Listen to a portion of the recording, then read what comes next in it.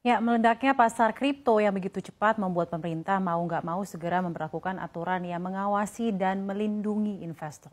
Pemerintah dan DPR sendiri akhirnya sudah sepakat untuk mengatur aset keuangan digital termasuk aset kripto di dalam sebuah rancangan undang-undang.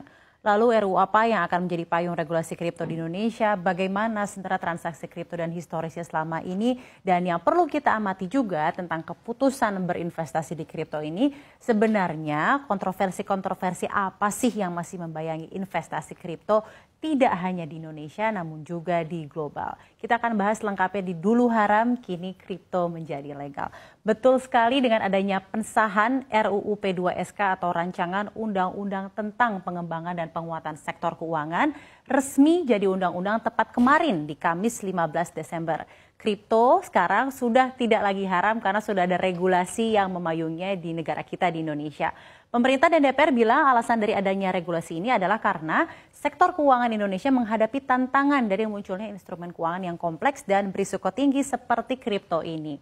Nah, ketentuan aturan transaksi kripto ini semuanya diatur di dalam bab 16 ya, tentang inovasi teknologi sektor keuangan atau ITSK dan pengaturan serta pengawasan aset kripto via OJK nantinya akan dibawa Kepala Eksekutif Pengawas ITSK, Aset Keuangan Digital dan Aset Kripto. Ini sejalan dengan adanya rencana 2 penambahan susunan Dewan Komisioner di OJK sendiri.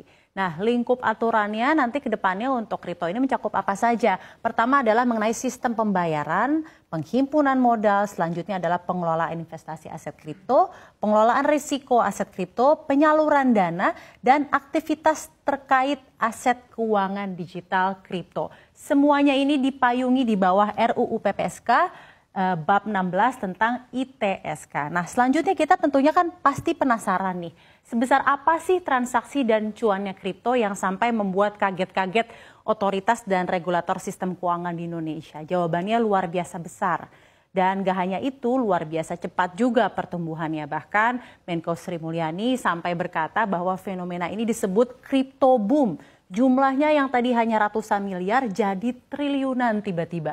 Tiba-tiba bust dalam semalam dan itu adalah masalah tata kelola. Jadi semakin jelas ya kenapa pemerintah bersikukuh banget nih agar kripto harus diregulasi. Karena memang volatilitasnya sangat tinggi dari kripto sendiri dan menunjukkan perlunya kecukupan kerangka pengaturan dan pengawasan yang memadai untuk melindungi investor dan konsumen. Gak mau kan ya tiba-tiba kita bangkrut karena investasi